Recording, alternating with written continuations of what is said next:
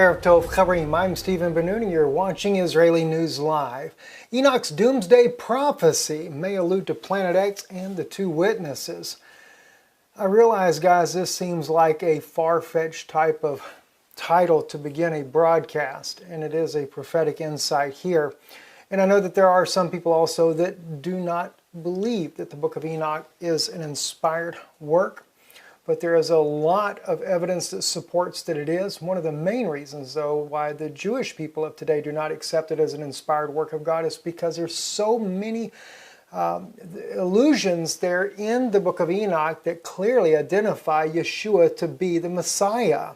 And of course, the Ethiopic version that we have today was actually believed to be written around the 7th century. But after the discovery at the Qumran community and finding all the different fragments for the Book of Enoch and how accurate they were in comparison to that of the Ethiopic version of the Book of Enoch, and how that it was part of the biblical library at Qumran.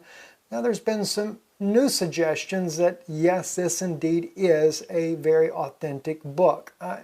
And as anything, as I would always say, when you're dealing with something outside of canon, I cannot 100% authenticate that of its full accuracy. There are things that make me wonder, like the size of the giants. You know, did someone do a typographical error or something like that? But nonetheless, I do look for those clues, for that common thread that matches the Bible. And as strange as this title of this broadcast may sound, we're going to look at this very carefully, not from the conspiracy theory point of view, but from a biblical point. Looking from our own canon, from the book of Revelation as well as the book of Matthew, as well as the scientific evidence that is out there in comparison to what I discovered in the book of Enoch in chapter 80. Now, keep in mind, there is more than one version of this out there, and I am using the Lost Books of the Bible version by Joseph B. Lumpkin. So just so you're aware of that, it is a little different than some of the ones you find online as far as the English translation. I do think it's probably the most accurate that I can find available in English. But there again, that would be to an opinion. But I have looked at both versions that are available just to be sure, and they still the consensus of what is written there is pretty much the same anyway. It doesn't seem to change the nature of what's there. Let's get started in this then, guys. The numerous theories of the coming Planet X or Nibiru, this is something I want to start off with, has gave way to all sorts of conspiracy theories. Planet X caused Noah's flood. Now, I'm not saying that these things are not true. I'm just showing you how the theories that are out there. The plagues of Egypt were caused by the return of Planet X. At the same time, you can keep this simultaneously with also the terminology of Nibiru.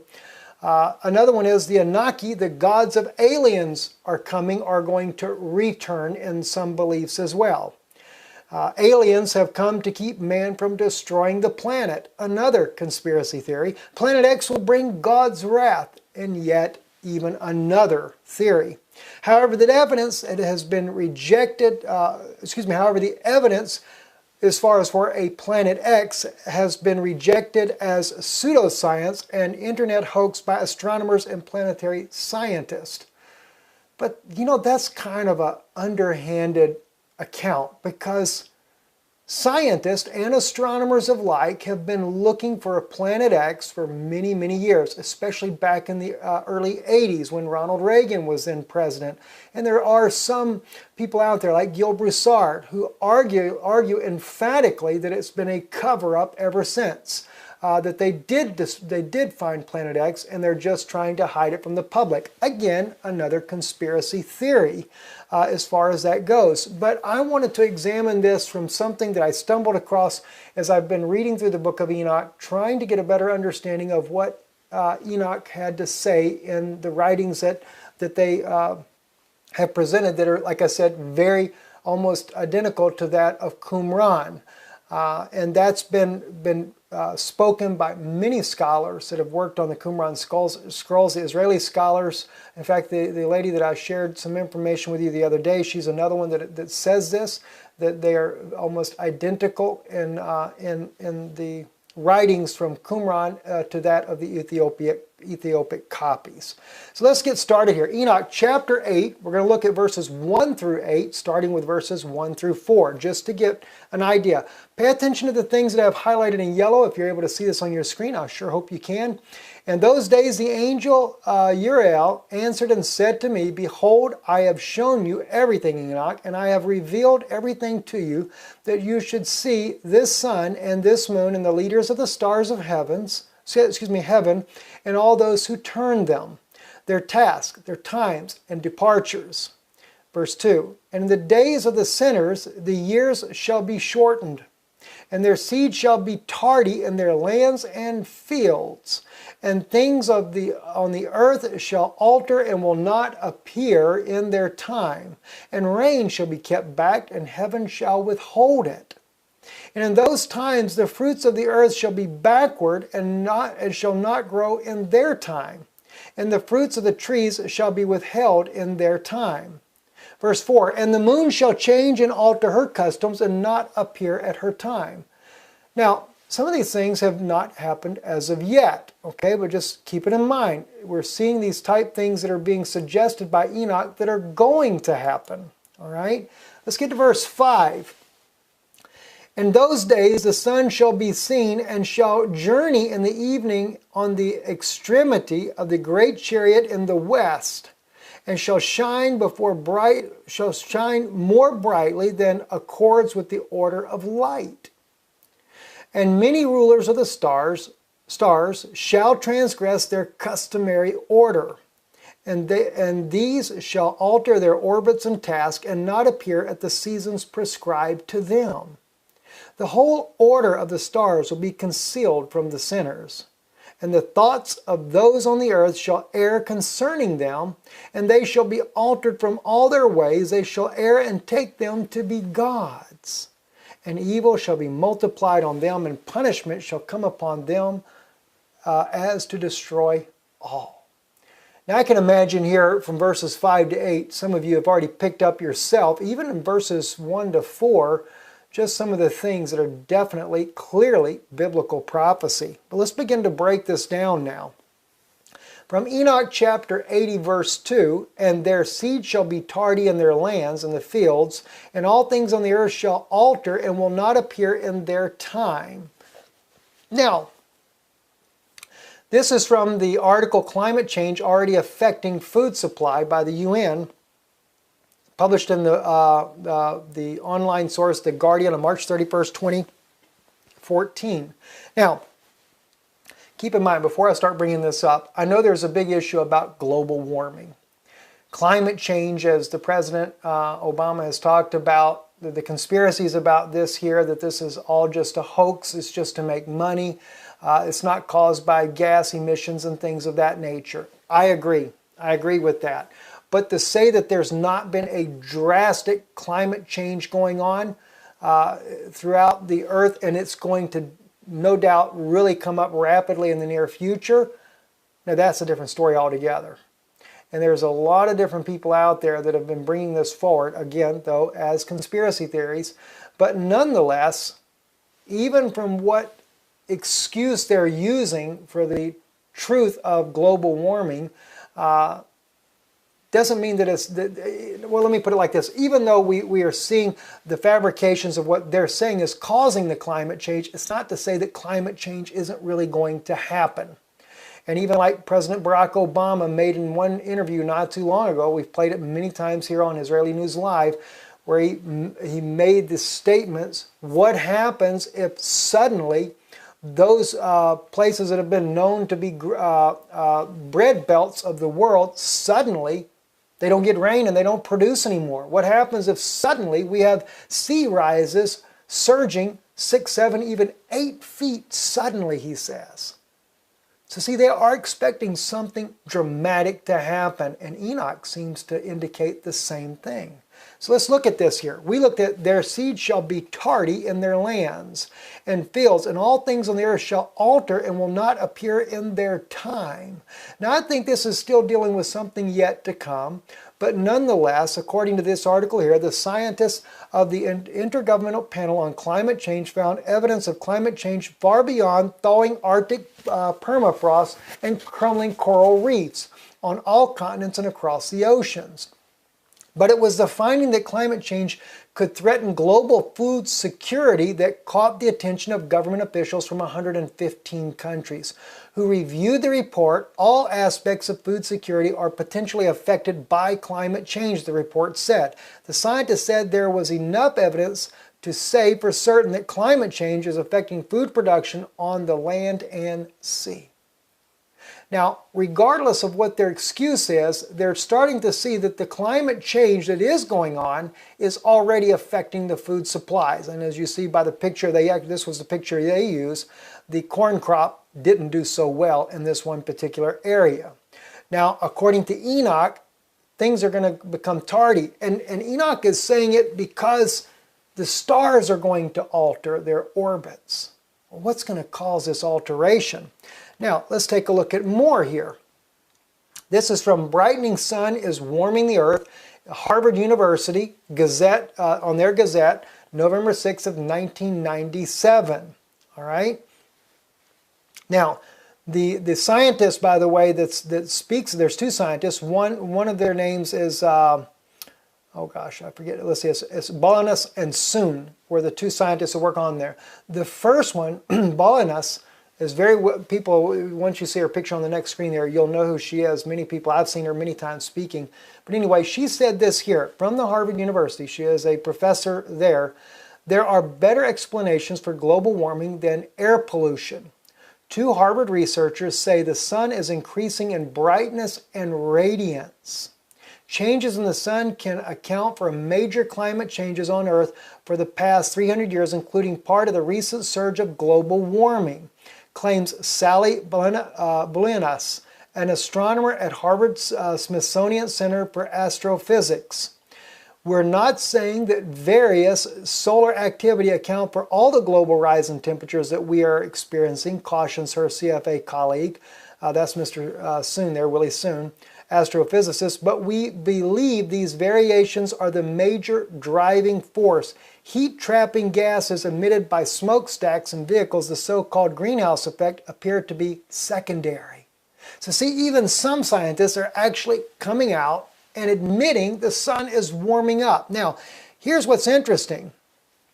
All right, this is, again, same article, and here's Miss Bolinas, Sally they call her. And remember, what did it say in Enoch, verse 5? The sun will come, all right, and shall shine more brightly than accords with the order of light. So if it shines more brightly, it's going to warm up things. Is that right? So Bolinas and Soon based their ideas about the cause of global warming on irrefutable evidence that sunlight is getting stronger since the late 1970s. Interesting. 3 sun watching satellites recording surprising changes in heat, ultraviolet radiation, and solar wind. The radiation alters the paths of winter storms. Solar winds affect cloudiness and rainfall. So again, we're looking at what Enoch says based on scientific facts that is at least accepted, that's not considered theory any longer at this point here. Let's continue on. All right, another one from verse 6 in Enoch. And many rulers of the stars shall transgress their customary order, and these shall alter their orbits. Now, it's already been believed by many of the conspiracy theorists out there, and I really hate to call them that. I hate calling people like Bob Fletcher and Gil Broussard. I believe that the men are accurate in what they're saying to some degree. I really do. I do believe, even like Gil Broussard, many people have pointed me to him from a biblical aspect where he speaks about wormwood and things of that nature there. Bob Fletcher as well. I've spoken to Bob already. We want to have Bob on our program here. He's done a lot of congressional investigation work, and he's done a lot of work on this, and he brings out some powerful points, proving that it is a cover-up about Planet X, starting back with Ronald Reagan in the early 80s when he says they actually discovered it. He's spoken to it. He said he's seen it his own self through the telescopes, etc. There's a lot of conspiracy about what the Catholic Church is doing with the Luciferian telescope. And of course, the Catholic Church, the Pope has actually spoken about that they would greet the aliens and baptize them, etc. You have all kinds of things going on out there like that. But listen here, now let's take a look though at some astronomers that are actually speaking about the orbits already altering. All right, again, because Enoch says the stars shall transgress their customary order, and these shall alter their orbits. Okay, Batyagen and Brown inferred its presence from the peculiar clustering of 6 previously known objects that orbit beyond Neptune. Now, they're talking about Planet 9, as they call it. This is what they are saying. They do liken it to Planet X because Planet X has been the elusive planet that they've been trying to figure out for years. Where is it at? Something must exist because they see changes in the orbit of we can say planets, stars is really what they are, but it doesn't mean that they have to have burning heat or anything like that, all right? It's still, because when we look up into the sky, we can still see Jupiter and Venus, and it looks just like any other stars in the heaven.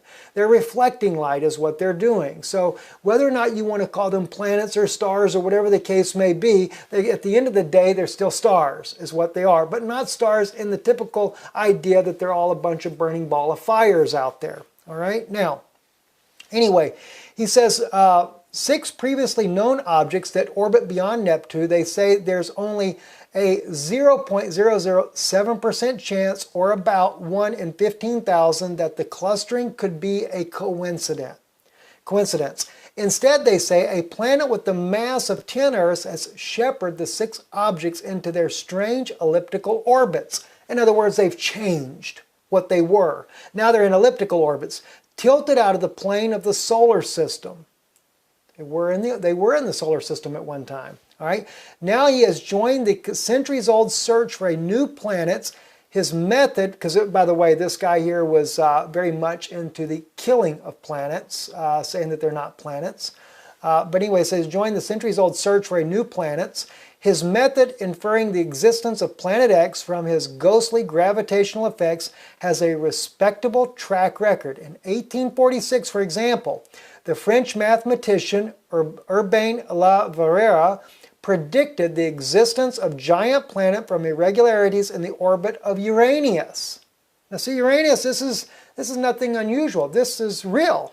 All right. Astronomers at Berlin Observatory found the new planet Neptune where it was supposed to be, sparking a media sensation. There's been many more scientists even since in 1846 with the French mathematician Urbain that made this statement as well. And again, notice the existence of giant planet from the irregularities in the orbit of Uranus. In other words, things are not moving the way they should. All right. Now, Enoch goes on, and many rulers of the stars shall transgress their customary order, these shall alter their orbits, right? Since then, a handful of other icy objects have turned up in similar orbits. By combining Sedna with the 5 other weirdos, as they call it, Brown says he has ruled out stars as the unseen influence. Only a planet could explain such strange orbits.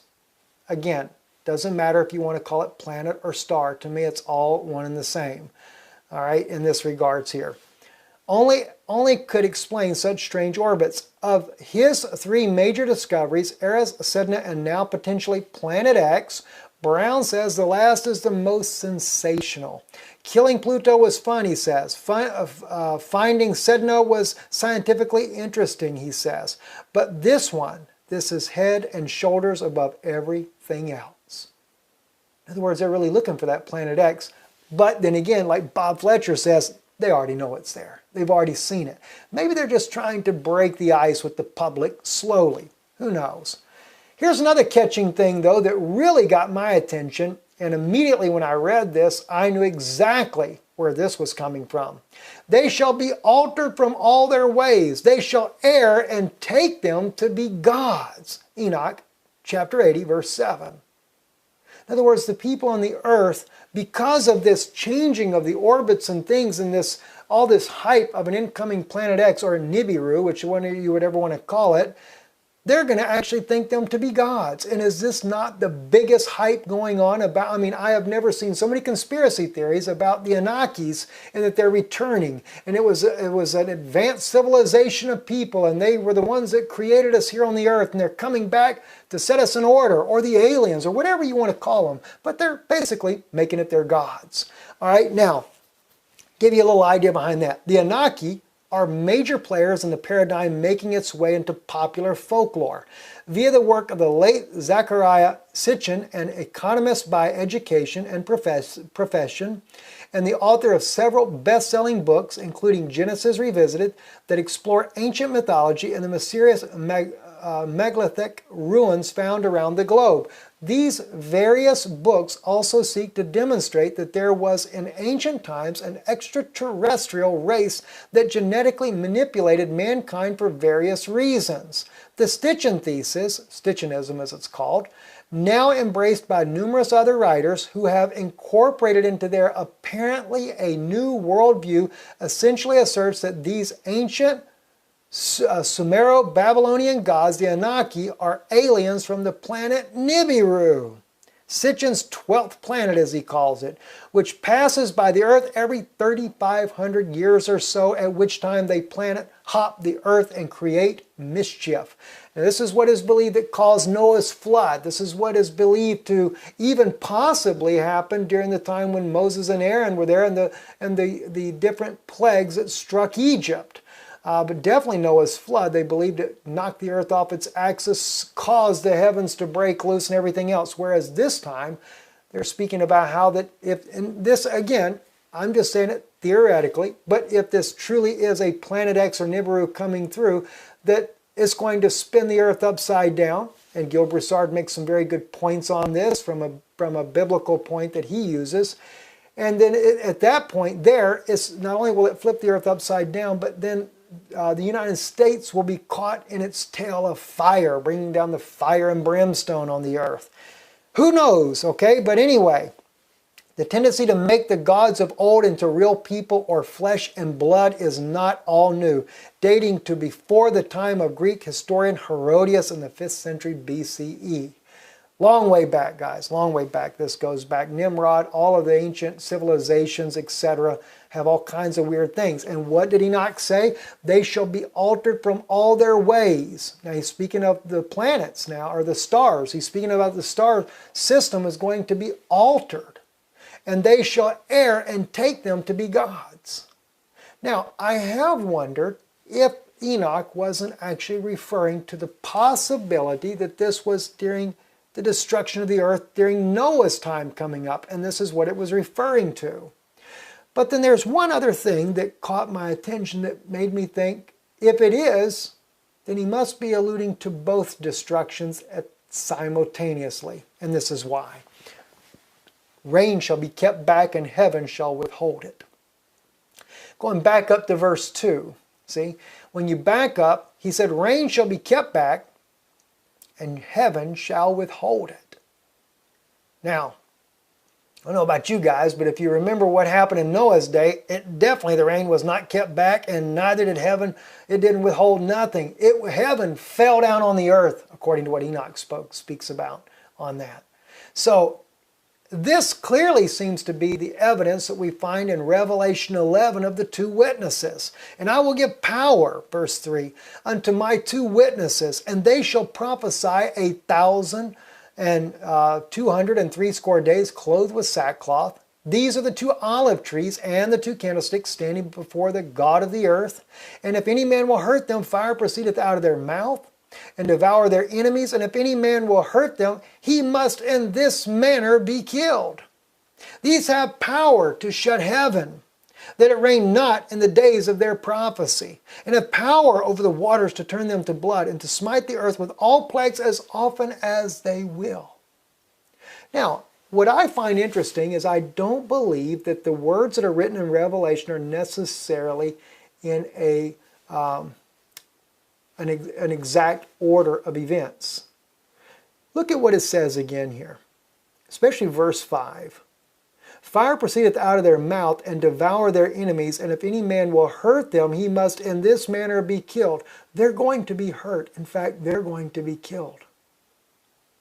As we read on in Revelation, we find out that their dead bodies are laying there on the street, and after 3.5 days, I believe it is, then God calls them back, and they stand up on there, and the enemies behold them, and then mighty earthquake strikes, 7,000 are killed. This may be where it speaks about there, the fire proceeds from their mouth. In other words, what does it mean when it says proceeds from their mouth? Not like they show you the pictures on the internet, they're blowing like fire dragons. I believe it's through the prophecy. I believe the thing is Moses and Elijah are going to prophesy and tell the people. You mess with this, you're going to find out God is going to pour fire and brimstone on this earth. I think that may be where that comes from. You know, who knows? But remember, Elijah was the one that called fire down and it destroyed 50 of the soldiers when they came out there to take him down there to the king. And of course, we know that Moses was the one that closed the heavens and it didn't, or excuse me, Moses turned the water to blood, and Elijah closed the heavens and it didn't rain in the days of his ministry. So, again, we see their ministries re-impersonated once again. These have power to shut heaven that it rain not in the days of their prophecy. What does it say? Rain shall be kept back, and the heavens shall withhold it. See? And smite the earth with all plagues as often as they will. Remember what it also said? There will be this whole moving of the stars in the orbit causes all kinds of problems with crops and everything else on the earth. Plagues as often as they will. Doesn't end there though. What else has happened? Yeshua, Jesus that is, Matthew 24 verse 7 through 8 is all I'm looking at here. You can go back, there's many more that he speaks about things that would happen in this day here. But specifically, what does he say here in verse 7 and 8? For nation shall rise against nation and kingdom against kingdom, and there shall be famines and pestilences and earthquakes in divers places. All these are the beginning of sorrows. That's pretty serious. They're the beginning of sorrows. For nation shall rise against nation and kingdom against kingdom, and there shall be famines and pestilence and earthquakes in divers places. Right now we do have the kingdom against kingdom, and we've already got the nation against nation. Russia backing Ukraine, while the United States was the other way around. The United States was backing Ukraine in a coup to overthrow the country, and Russia was backing the Russian people that were there. It was basically a war between Russia and the United States. Even though it was fought by different people on the front lines there, it still was nation against nation. And that battle hasn't stopped yet. Also, kingdom against kingdom. In the picture, what you see here, this is part of where the Turks, their kingdom, because it's basically, Erdogan is a dictator, and has entered into Syria. And they consider also Bashar al-Assad a dictator. Even the Saudis have turned against the Syrians as well. These are kingdoms against kingdoms. And there shall be famines and pestilence and earthquakes in divers places. Now, let's take a look at some of these things here, especially in light of the earthquakes. And all of you guys already know the earthquakes are going nuts right now. Tom Lupshu, he has a YouTube channel. This came out in April of 2016. It was sent to me, and this is really kind of what got this all started off, was I got his video. The name of it is called FEMA, High Level Briefing, Mega Earthquake Swarms Coming. Anyway, FEMA concerns as given to Mr. Lupshu from a retired Army colonel that had a family member present at that high-level FEMA meeting. And I kind of wrote down some of the main things that he mentions in his video that they talk about in this high-level FEMA meeting. They're expecting an escalation in natural disasters like nothing ever recorded in history, he states. This is Mr. Tom Lupshu. And Tom, forgive me if I pronounce your name wrong, brother. I don't know for sure. Number 2, concerned about losing critical infrastructure. He mentioned that there was a big concern of this. Number 3, seismologists and geologists were at the meeting briefing after the Ecuador earthquakes. And what Tom says in this right here is that they had gone before FEMA trying to tell them the severity of what was coming on the earth, but no one wanted to really believe them. But after the Ecuadorian earthquake, with that string of earthquakes where we were seeing 6.5, 7.0, and even higher in Ecuador, I think it's 7.5, suddenly in the ring of fire as it is around the Pacific rims with the United States and with Japan and all that, all these huge earthquakes suddenly went all over the earth there for like a day or two, really got everybody on edge. And so they called in the meeting again. He says seismologists and geologists were at the meeting, both government ones as well as independent ones, and they and this is what the outcome of the meeting was. He says they are concerned about water weight. Now that might sound kind of strange. In fact, Tom, even himself, when this came up, he said he didn't really know what that meant. Well, there's a video that I watched going back with Shepard on Fox News, and they talked about the water weight off the coast of California, Oregon, and Washington, and what's the effects that will have. You'll get to hear that in just a few moments here. But that's where the water weight comes in. They're preparing for a major separation of land mass and the mass migration to follow. Large earthquake swarms will be the new norm. That was the other issue. And what he said in that, Tom says that the retired Army colonel stated to him from his family member that was a part of the FEMA meeting that instead of seeing the normal, usual high activity of 2.5 or 3.0 type earthquakes, they're going to suddenly go much higher, around 6.5 to 7.5 as the norm. And he said that would give the possibility of a megaquake of a 9.0 or greater to happen, which could do the devastation in a chain reaction. Now, before I go any further on this, let me state this here. I personally think we're still a few years out on this, because if there truly is a Planet X that is going to cause the change of the orbit, and now Enoch doesn't say a Planet X comes in that causes this change, so let me first clarify that. But he does speak about, and this was one thing that did catch my attention, if you go back and look at that in chapter 80, we translated the sun, but he said it comes in on the wings of a chariot. Now, let me just, let me pull it up again. I'll pull it from the book. I can't show it on the screen because it's so far back I don't want to create a confusion there. But let me just share that with you again, because that really got my attention as well. He says, all right, and in the days of the sinners, the years shall be shortened, and their seed shall be tardy, and the lands of the fields and the things on the earth shall alter, and all shall not appear in their time. And the rain shall be kept back, and the heavens shall withhold it. And those times of the fruits of the earth shall be backward, and shall not grow in their time. And the fruits of the trees shall be withheld in their time. And the moon shall alter her customs, and not appear at her time. And in those days the sun shall be seen, and shall journey in the evening on the extremity of a great chariot in the west. Now I'm sorry, I shouldn't have said the word wings, but on the great chariot in the west. Now, I don't have the original to see this myself. Maybe the Qumran fragments may bear some light on that. I don't know. I didn't go back to research that for this broadcast. But could it be, because remember, some theorists are saying that Planet X, or Nibiru, is a dwarf star, which would be kind of like our sun. Could it be that? Maybe, maybe not. I can't really say. All right, so, but it's just a thought. And again, like I said, he never says that there's going to come a planet in here, but for some reason, everything alters its orbit.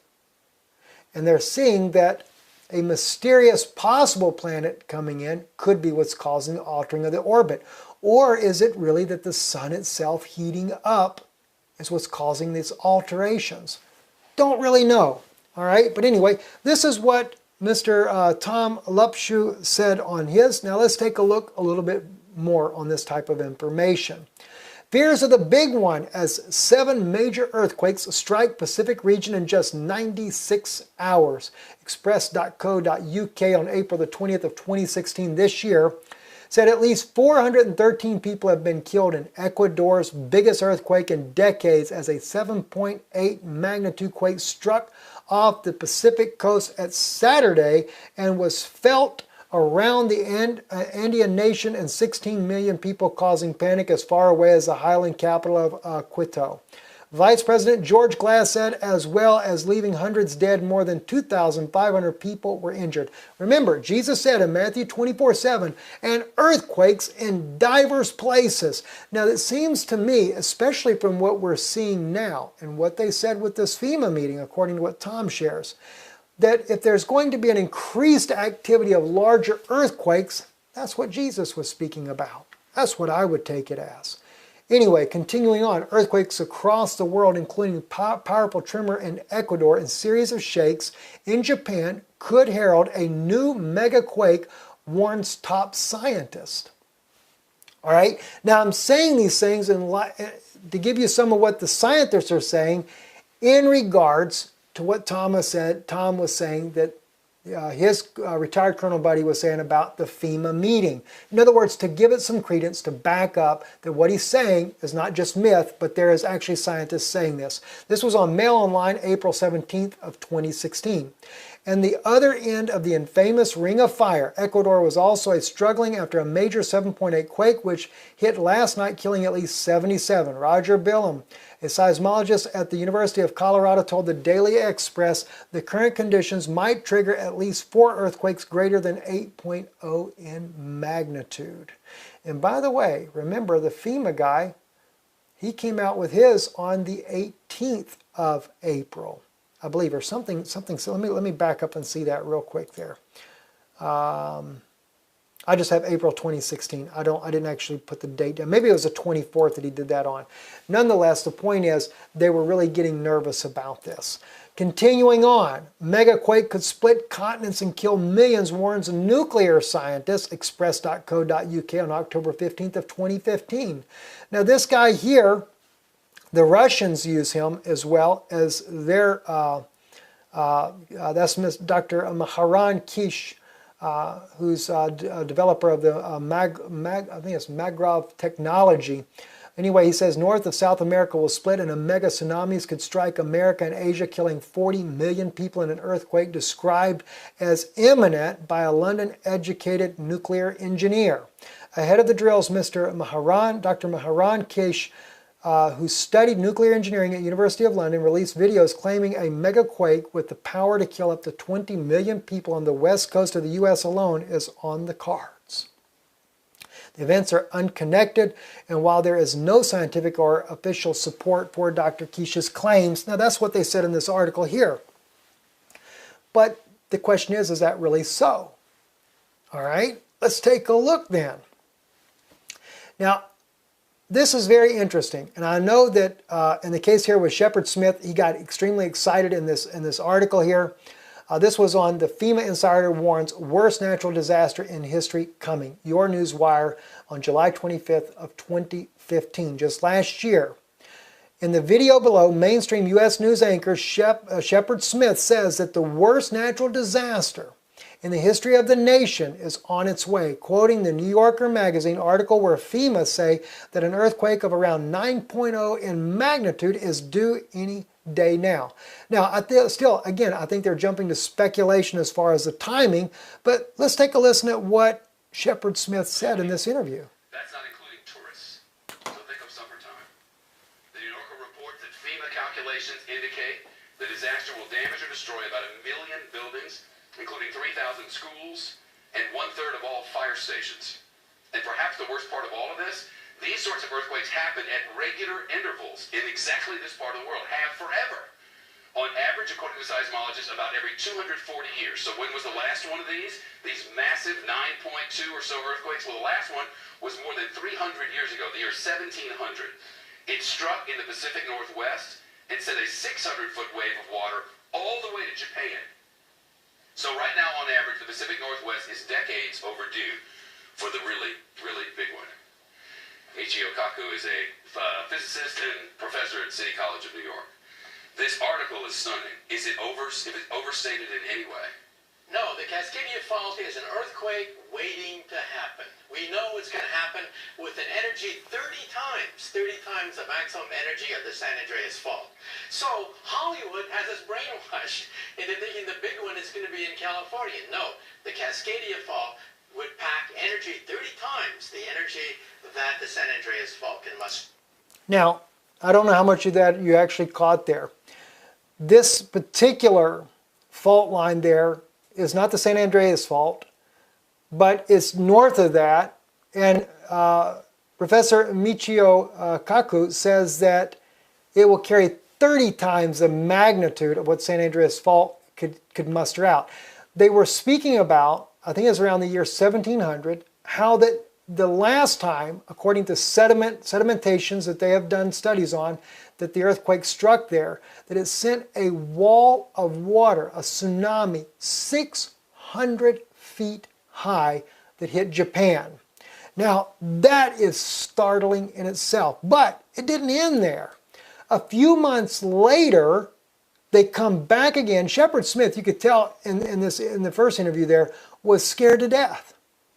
Now, I did run across one article on YouTube not too long ago, and I wished I could have found it. I looked for it but could not find it again. There was a man that owns the company that does the food that lasts you for years and years and years and years. And he came on and he said that there was a very well-known news commentator that had contacted him, wouldn't say why, but he wanted to buy up everything he had and was willing to send even a truck out there to pick it up. You know, and he said he was very frantic about what was going on, but he said he had to have it.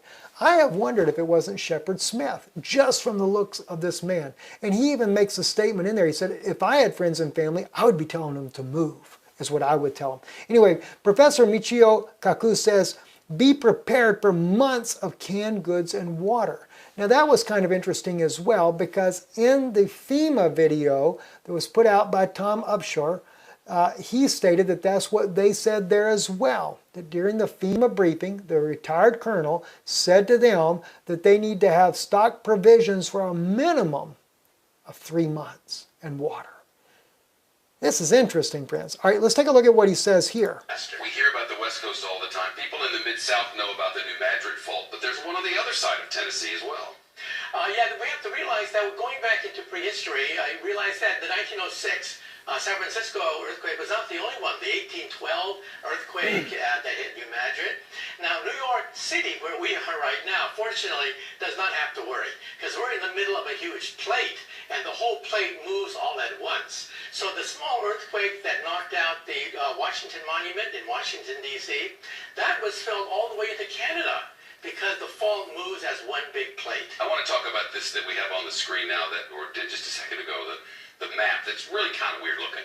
But the larger areas of pink, that's the areas of most concern. See the chart bottom right? The top color is the most concern if you live in that area. The bottom color... Now, let me go ahead and just to save time here. And actually earlier when he shows the map where you could see it a little bit better there, he showed the dark red on the left there, and then also there closer to the Utah area, and as well as the New Madrid area with the dark reds in there. In this particular interview that happened 3 months afterwards, they were talking about all these earthquakes simultaneously going off and causing possibly even a split into the earth there, and of course a huge earthquake on the west coast.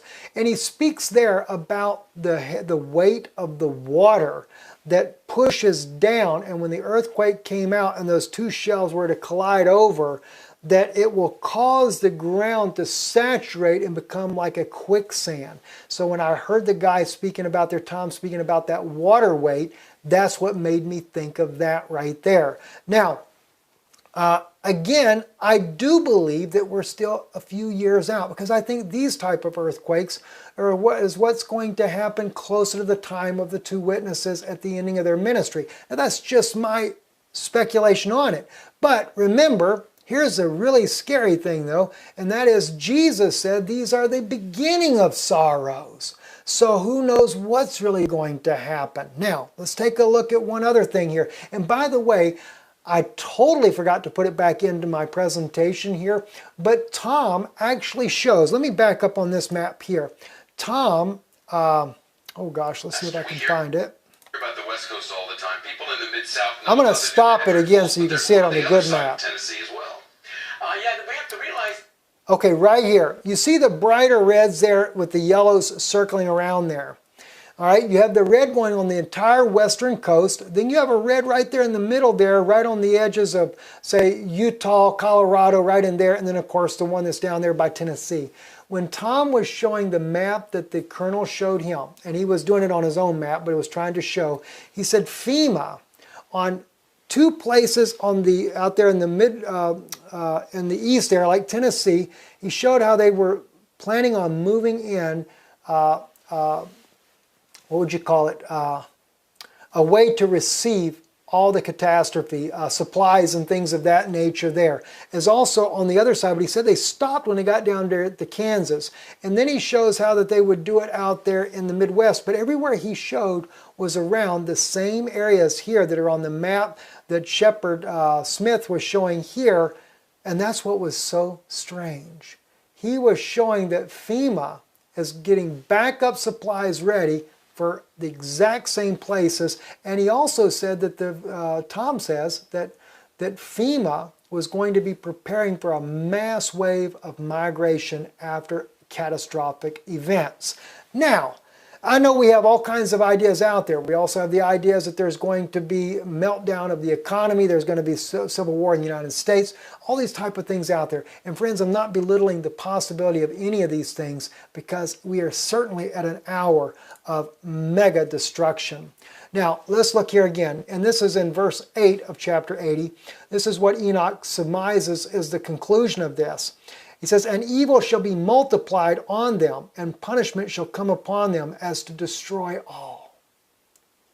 And again, remember, this is stated right after he speaks about how that when all these things are getting out of line and all the orbits are getting out of line, and let me just quote this again just for time's sake here for you. But the thing that really got my attention is when Enoch is actually saying that he goes in there and he says that the people are going to err. They're literally going to make a mistake at what is really happening.